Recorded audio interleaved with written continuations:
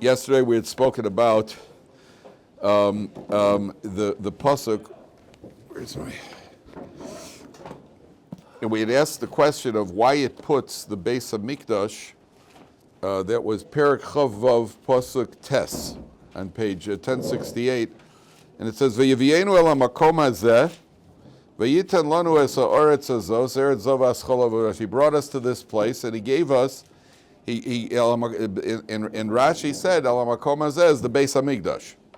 Rashi El hamakom hazeh is the Beis Hamikdash, and El ha'oretz hazos is Eretz Yisrael. We'd asked the question yesterday. Just let me close the door, please. We'd asked the question yesterday about why it puts the Beis Hamikdash before Eretz Yisrael. So one answer we said yesterday was because this is the ultimate proof that he gave us Eretz Yisrael. If there's a Beis Hamikdash and it's functioning with all sorts of miracles and Ruach HaKodesh and everything else, that's a sign that he's given us the land. Otherwise, there wouldn't be the miracles taking place and everything else. But there's a remarkable, if you've heard of Rabbi Yonasan ben Uzziel, and if you Rabbi Yonasan ben Uzziel, the Gemara in Sukkah says that Hillel had 80 disciples. The least of his disciples was Rabbi Yochanan ben Zakkai, who was a Jewish leader at the time of the destruction of the Beis Hamikdash. You had him on Tisha B'Av, where he has a confrontation with Vespasian. Vespasian asks him why he didn't come out to greet him. Rabbi Yonasan ben Uzziel was called the greatest of the Talmidim. And the Gemara says that Rabbi Yonasan ben Uzziel was learning Torah. His Torah was so potent, the birds flying overhead would burn in the fire of his Torah. I don't know what that means exactly. I don't know if it was like, okay, lunchtime, my Rav, doing, birds start falling down on the table, a little roast pheasant, and that sort of thing. I don't know exactly what it means. But at the end of the day, one of the commentaries asks and these are disciples of Hillel, so one of the commentaries says, well, if that was the disciple, if the disciple was burning up the birds overhead, what about the Rebbe? How great was the Rebbe? That was Yonasan ben Uzziel as a disciple. How great was Hillel? So I saw two answers in the commentaries. I couldn't make this up if I wanted to. One of the commentaries says, Yonasan ben Uzziel could only get the birds if they were within 4 amos. Hillel had long-range artillery. That's what one of the commentaries says. Hillel could burn them up. What do they call it? Space, Star Wars. He had some sophisticated. What's this Israeli stuff that knocks down the missiles? What's it called? The Iron Dome. Yeah, Hillel had the attack dome. I don't know. That's one answer. The other answer I like better, which is that Hillel knew how to control his fire. Yeah, that's certainly a muster lesson right there. Now, Rabbi Yonasan ben Uzziel, there's Targum Onkelos, there's the Onkelos that appears. There's also something called Targum Yonasan, which is Yonasan ben Uzziel. He also wrote an Aramaic Targum, like Onkelos, and it's an Aramaic Targum, which is a Tanaic source. It's not one of the later commentaries like Rashi and the Ramban, it's a Tanaic source.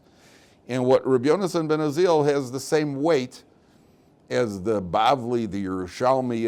It's considered a source in Chazal. So on the pasuk in Shmos, Perek 19:4 in Shmos, where God says to the Jewish people, and he's about to give the Torah, and God says, Atem re'isem asher asisi leMitzrayim, you the Jewish people, you saw what I did to Egypt. Va'esa eschem al kanfei neshorim, I carried you on the wings of eagles. Va'avi eschem elai, and I brought you to me. I carried you on the wings of eagles. Aaron, the Eagles happened to lose yesterday. Yeah, that's the wings. The Eagles, those Eagles had their wings clipped, right? That warms the heart. So here the Torah says, I carried you on the wings of the eagles. So what does that mean? I carried you on the wings of eagles. So one opinion over here is that if you've ever traveled with your family, if you ever traveled with children. And I want to give you one word of advice, gentlemen, and it is one word of advice. Don't. But if you've ever traveled with your children, it is one of the most nerve-wracking, traumatic, I haven't got enough words for it. The last time I traveled with my family, we went to the United States. My oldest kid was 9. My youngest kid was a half a year old. And we had to get a connecting flight. And let's put it this way, it was a major atonement for many of my sins. That I could tell you. At least that much I got out of it. I remember we got to Belgium.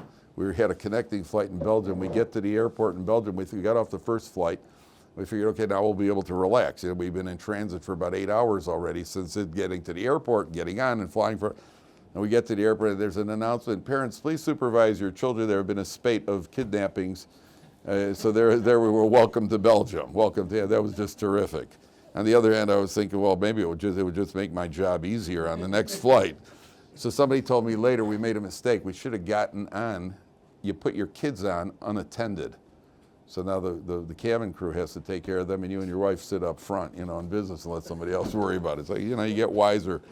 That's one of, so if you travel with kids, you got to pack bags and make sure you got them. Here, 600,000 people left Egypt, men, women, and children, and they went traveling very smoothly. That, according to the commentaries, is what Kanfei Nesharim refer. The wings of eagles means that they just very smoothly went, traveling out of Egypt without any problem, which is miraculous in and of itself. Getting families to pack up and go, and that's what Kanfei Nesharim. I'm going to read you what Rabbi Yonasan ben Uzziel says. Rabbi Yonasan ben Uzziel says that he took them out. You saw what I did to Egypt. I'm reading the translation. And I took you on clouds like the winds of eagles, and I brought you to this place of the Beis HaMikdash to do the Korban Pesach on that night. According to Rabbi Yonasan ben Uzziel, the Jewish people in Egypt were put at the night of the Korban Pesach. They were on magic carpet clouds, went to the place of the Beis HaMikdash, did the Korban Pesach, and then they were transferred back to Egypt. Then they were sent back, then they were put back in Egypt. That's what Rabbi Yonasan said. So there was like a one night transfer to the Beis HaMikdash and then back to Egypt. And eventually comes out the redemption. But according to Rabbi Yonasan ben Uzziel, so now we understand the pasuk very well. Why does the pasuk say, over here, back at the ranch, Vayivienu el hamakom hazeh, brought us to the Beis HaMikdash. Vayitan lanu es arzos, he gave us this land. Why does it make mention the Beis HaMikdash before Eretz Yisrael? Because that's the first place they went, was the Beis HaMikdash. According to Rabbi Yonasan ben Uzziel, they were put up on the wings of eagles, on the clouds, brought to the Beis HaMikdash, then brought back to Egypt, and then brought into Eretz Yisrael. So the Torah is not out of chronological order. It's very much a chronological order. First, they went to the Beis HaMikdash, and then they came to Egypt. That's what the Mefarshim say. Okay, take a look at Pasuk Yud Aleph. So here, Torah says like this, bottom of the page. So you bring the fruits to the Beis HaMikdash, and then it says like this. V'samachta b'chol hatov asher nasan lecha Hashem Elokecha. You should rejoice with all the good that Hashem has given you.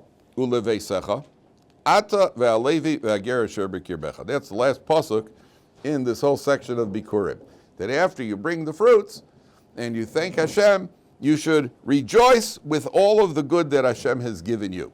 Now, what is the good? Aaron, is there the mikros on this shelf over here? Bring me the mikros that goes on Dvarim. Thanks.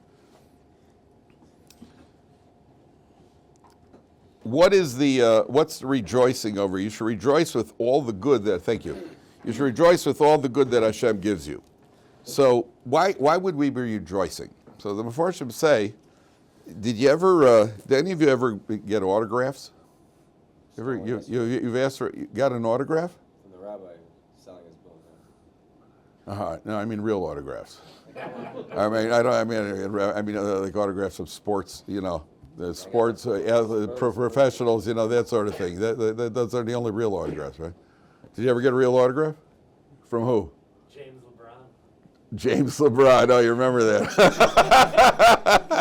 James LeBron. That's real. Call him James LeBron. You got an autograph from LeBron? Yeah. Okay. Okay. Anybody else got a significant autograph? So I'll tell you, I wasn't into. I never waited around. But my favorite player growing up is Bobby Hull. Was Brett Hull? You heard of Brett Hull, the Golden Brett? Guys, give me a break. Bobby Hull set the scoring record till it was broken. Then Phil Esposito, you didn't know who Bobby? You never heard of Bobby Hull? Are you tell me you're serious? What game? Oh my goodness! Everybody leave! Everybody leave! Hockey. He was a hockey player. Brett Hull was his son. He set the record till Phil Esposito broke it. Then Gretzky broke it. What? Don't you guys know anything important? So I was at a Chicago Bulls game. The Bulls were terrible. As a promotion, they had Bobby Hull. I was a little kid. I was about 12 years old. They had Bobby Hull, he was called the guy. He owned the city. He owned the city. So he was signing autographs. His hockey player signing autographs at halftime at a basketball game. And there's this really long line waiting to get his autograph. We got kids. So we're waiting in line over there. And I'm telling you, I couldn't believe it. And I remember I got up close to him. And up until that point, he was bigger than life, because he was the guy on TV, and he was Bobby Hull, and he wasn't a real person. He was just Bobby Hull. And I remember I got up real close to him, and I got the autograph. He said, I remember smelling his cologne. And I remember I never asked for an autograph after that. I never went for an autograph. It just kind of deflated me. I was actually deflated. I was happy at the time, but there was something like a letdown. I expected more for some reason as a kid. However, when you get something, let's say you get a gift from the president, you go to visit the president and he gives you a pen. You would keep it. You'd keep it. Why? It's not the value of the thing itself. It's who gave it to you. If somebody gave it to you, that's why it means more. For a mother, it means a tremendous amount when a kid gives a mother a Mother's Day gift. It means a lot to her, because it's not what the gift, it's who gave it. She'd rather have a gift from her child than she would from the coworkers in the office, even if it's a big fancy gift. Because it's not the gift, it's who gave you the gift. My younger brother, the one we don't talk about, so he once bought my mother, for Mother's Day, he bought her chewing tobacco. Yeah, he had some issues. Today he's a massive Talmud Chacham, was finished Shas, but we don't talk about him too much. But for my father, he once wrote a newspaper for my father. He made up a newspaper. He just wrote articles and gave my father a newspaper for there's one in every family, I guess. So he what do you call it? I don't know what my mother did with the chewing tobacco. I don't know if you ever used it, but it means something because of who gave it to you. So the Torah says over here, "V'samachta b'chol hatov asher nasan l'cha Hashem Elokecha." You should rejoice not because of what it is. You should rejoice because who the giver is. Think about that. HaKadosh Baruch Hu gave us the land. HaKadosh Baruch Hu gave us the produce. That's a cause for joy, according to one opinion. The other opinion is, there's a statement in the Gemara, Ein Tov Ella Torah. When it says Tov, Tov refers to the Torah. Tov refers to the Torah itself.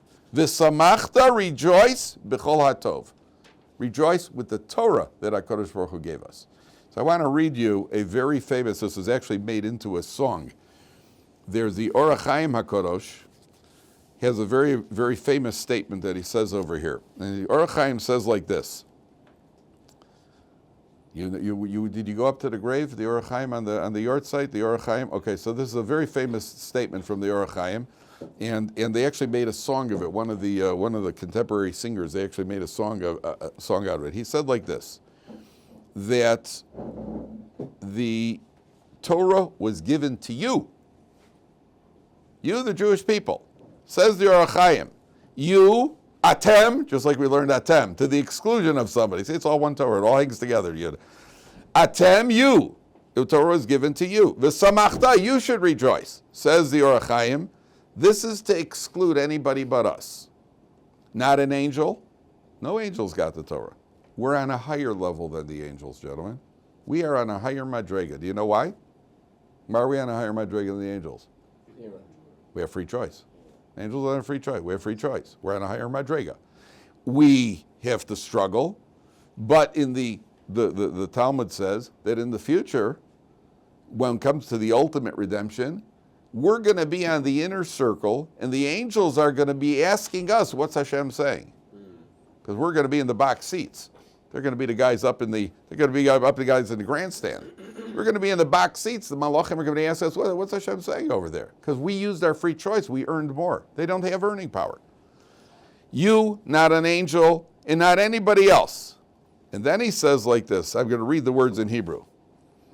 The Mishnah in Pirkei Avos says, Ve'ein tov ela Torah. There's nothing good. Tov is Torah. She'im hayu b'nei adam margishim b'mesikus va'arevus tov haTorah. If people would sense the sweetness and the pleasantness of the good of Torah, hayu mishtagim. Modern Hebrew is what? Mishtagih. Al tishtagih. We go crazy. Umislahatim. We'd be feverish. Achareha. We would be so addicted to Torah if we could just sense the sweetness of the Torah. And the only way to sense the sweetness of the Torah, by the way, is by learning Torah. And it's exactly what you experience when you learn Gemara, and you go through a piece of Gemara, even if it's not relevant, and even if it has to do with Truma, and even if it has to do with subjects, but you've gone through, the neshama has been touched by the beauty of the Torah, the logic is impeccable, and you're just like, wow. And that's only the tip of the iceberg. If a person could sense that, v'lo yechashev beinayim meloa olam kesef v'zav, the entire world would be meaningless to them. Silver, gold, wouldn't be worth anything. Ki ha-Torah koleles kol ha-tovos shavav. The Torah has within it all of the good in the world. And the fact remains, I can't explain to you why. I don't know. I can't explain to you means because I don't know myself why. The bottom line is that most people who are involved and live a life of Torah, I don't know any men who have been learning Torah and involved in a life of Torah who go through a midlife crisis. A midlife crisis comes from a point when you really ask yourself, well, what's it all about? And people who are involved in doing something productive, they don't stop and ask themselves what it's all about. And why? Because they're involved in Torah. So I'll tell you an interesting story with Rav Shteiman Zatzal. In many yeshivas, many of the regular yeshivas, so when they're trying to inspire the boys, they always talk about, learning is hard, let's face it. To do this 12 hours a day from the time you're 17 years old or 14 years old, it's not, you got other interests also, or interests, as the case may be. And it's different. It's difficult. It's difficult. There's a Yetzer Hara, and you need a lot of stamina to learn.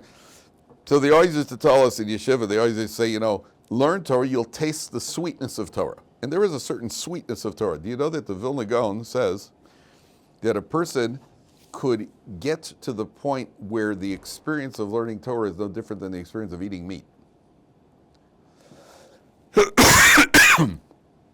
That's right. What does that mean? That means that there's a certain satisfaction in Torah that you could get that counters there's a counterbalance to any other temptation in life. So this bacher, a regular frum bacher, he comes to Rosh Shteiman. Do you ever see Rosh Shteiman? You ever see a picture of Rosh Shteiman? He was about 4'10", weighed about 95 pounds, something like that. He was the Gadol Hador. His diet consisted of 130 grams of cream of wheat in the morning, and a baked potato for lunch, and another 130 grams of cream of wheat for supper, and maybe a carrot. Yeah, he didn't, and he looked like it. And he used to say to people, "Well, I'm not a big eater." And he was just, he was completely devoid of anything physical. So a bacher once came to him. Excuse me. Bacher once came to him and he said to him, "Rebbe, can I ask you a question?" There was a line by him, like by Reb Chaim Kanievsky. You had to wait to get in and see him. So this bacher comes in, he's a young yeshiva bacher. He says, "Rebbe, can I ask you a question? Do you enjoy steak?" So the attendant was there, wanted to take the guy and throw him out the window. Rav Shteiman understood something. He said, "Do you enjoy a good steak?" So Rav Shteiman said, I've never had steak in my life. No, so I wouldn't know. Can you imagine Rav Shteiman eating steak? He says, "Do you enjoy ice cream?" He says, I've never had ice cream. So I don't know. Reb Chaim Kanievsky, by the way, his wife used to serve him a treat. Reb Chaim Kanievsky his wife would serve him a treat every Rosh Chodesh. Be a Rosh Chodesh treat. So one Rosh Chodesh, she gave him a dish of ice cream. So Reb Chaim, his wife served it. He ate it. That's how he was. And she asked him afterwards, "How did you like that?" He said, "Well, it was good, but just a little cold." because he'd never had ice cream before. I've never had ice cream. So Shteiman said, no, I never had ice cream. So the Bacher started crying. He said to Shteiman, I've been in yeshiva all my life. They always told me that if I learn Torah, I'll taste the sweetness of Torah. I got news for you. I don't enjoy learning. It's hard for me. I do it because I have to, and I don't taste the sweetness of Torah. So Shteiman said to him, let me ask you a question. What's the sweetest substance in the world? He said, honey. He said, what would happen if you took honey and you put it in a mouth that's got full of cuts and sores in the mouth? What would happen? He said the honey would burn. There's the acidic component of the honey would cause the mouth to burn. So Shteiman said, when a person puts Torah in their mouth or uses their mouth for Torah, if the mouth is full of cuts and sores, he's not going to taste the sweetness of Torah. Clean your mouth up a little bit, you'll taste the sweetness of Torah. If you're using your mouth for foul language and inappropriate talk, so that's going to be a counter to tasting the sweetness of Torah. So clean up your mouth and then you'll experience the sweetness of Torah. But if we could access it, then we would hayu mishtagim. We would go crazy over Torah. You ever see any people who have hobbies? Whatever your hobby happens to be, I don't know what your people, stamp collectors, can make me sugar with their stamps. Arts, sports, which is what your hobby should be. And whatever your hobby is, people are into something, so that's their whole life. That's what your satisfaction is. That's what Torah is. Okay, take a look at Pasuk Yud. Go further. Pasuk Yud Gimel. Now the Torah talks about the next stage. And we spoke about this in the Gemara about how you have to separate Truma and Meiser, the various tithes. Now what happens if you've separated these tithes and you have failed to give it to the Korban? You've kept it you've separated it, but you haven't separated it, you're running behind schedule, so at a certain point you have to, by the fourth year, you have to get all the tithes out. So then when you get all the tithes out, you also have to make a declaration. This is a declaration by yourself. You're no longer in the Beis Hamikdash. Now you're on your own farm. The Bikurim is in the Beis Hamikdash. Part of your declaration is, let's read it from Pasuk Yud Beis. Last word on 1068. Ki sechala la'aser es kol ma'aser tvuascha b'shana ha'shlishis shnas ha'ma'aser. When you finish, how does he translate it? When you will finish tithing in the year of the Meiser, v'nasata la'levi la'ger la'yosov la'almana, you give to the Levi, the convert, the orphan, the widow. These are all people who under most circumstances are financially strapped. So they're going to eat you're going to give them what's called Meiser Ani. The third and sixth year, you separate the tithes for the poor. Then you make a declaration. Biarti HaKodesh min habayis. I have removed the Kodesh from the house, these holy tithes. V'gan nasati v'levi v'lager la'yosov v'lamana, fourth line. I've also given it to the Levi, the Ger, the Yosov, the Amana, kichol mitzvos asher tzivisani, like all your mitzvos. Lo avarti mi mitzvosecha v'lo shachachti. I have not bypassed your mitzvos and I have not forgotten. Lo avarti mi mitzvosecha v'lo shachachti. I did not neglect your mitzvos and I didn't forget. So the plain meaning here is that you're making a statement that you did what you had to do. I didn't neglect your mitzvahs, and I didn't forget to do the mitzvahs, right? That's what it sounds like, which is the plain meaning. One of the Hasidic masters says that the Torah here is addressing a little bit of a syndrome that some people suffer from. Did you ever hear there was a movie called The Bridge Over the River Kwai? Did you ever hear of that? The Bridge Over the River Kwai. Did you ever hear of that? No, that you didn't hear of. Only Batman. That you heard of. Yeah. The Bridge Over the River Kwai. That you didn't. Okay. The background of this movie is what's considered Alec Guinness. It's an old movie, and it's considered one of the classic movies. But the theme of the movie was actually from a book, and it's an incident, something that took place, is a very poignant life lesson for us. What happens, the background is that the Allied prisoners of war, they're Allied prisoners of war, Americans and English, British and Americans, and they are in a Japanese prisoner of war camp. And the Japanese, there's a strategic river called the River Kwai, and they need a bridge built across this river. So they assign the highest ranking Allied He's a colonel, and he has to get all the other POWs to go and build this bridge. And it's a strategic bridge in the middle of a war. And what happens is, the theme of the movie is, he gets involved in building this bridge, and he's so focused on doing it and doing it well and doing it right and doing it efficiently that he forgets there's a war going on. And what ends up happening is, and his own men are, slow down, buddy. Why don't we sabotage this? Do it. Why are we doing this? We're helping the enemy over here.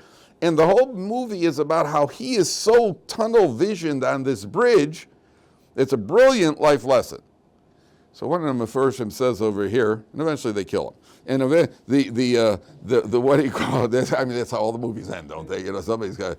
So here the Torah says like this: the man makes a declaration. I didn't neglect your mitzvahs. V'lo shachachti. I didn't forget why I'm doing. Not that I didn't forget to do the mitzvah. I didn't forget why I'm doing the mitzvah. I didn't forget why I'm doing the mitzvah. Imagine somebody is told that they have to eat on Yom Kippur. A doctor says to somebody that your health situation is such that you have to eat on Yom Kippur. How do you think your average Jew would feel?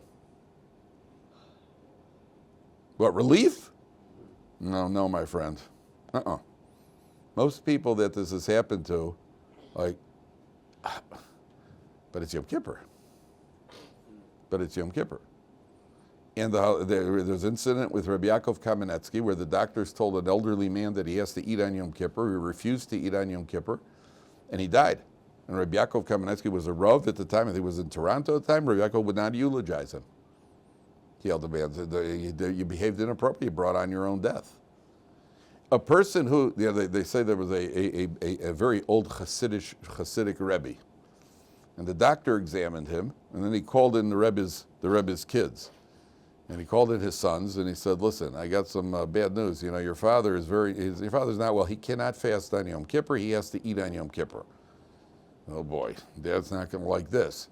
So one of the sons decided, okay, we have to tell him. Okay, Beryl, you tell him.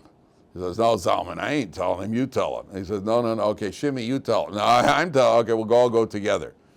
So they came into the father, and they said to the father, Tata, we spoke to the doctor. The doctor says you have to eat on Yom Kippur. He says, okay. So they're waiting for the explosion. And I said, I don't know if you understood. He said, you have to eat on Yom Kippur. You won't be able to fast. He said, okay. So I said to him, that's it? He says, yeah, listen, what's the difference to me? For the last 50 years, I served Hashem by fasting. Hashem wants me to eat, so now I'll serve Hashem by eating. That's the correct attitude. Sometimes people forget, why am I fasting on Yom Kippur? I'm not fasting on Yom Kippur because it's Yom Kippur. I'm fasting on Yom Kippur because Hashem said I have to fast on Yom Kippur. The same God who said that you should fast is now telling you have a command to eat. So you fulfill God's will. If you're upset about it, that means that you're suffering from bridge over the river Kwai syndrome. That means you're so focused on Yom Kippur, you forgot why we're doing any of this. And that's something that happens. I don't know if any of you have ever been jostled, elbowed, or pushed while somebody is frantically trying to get to kiss a Sefer Torah. Did you ever get one of those? Like, Never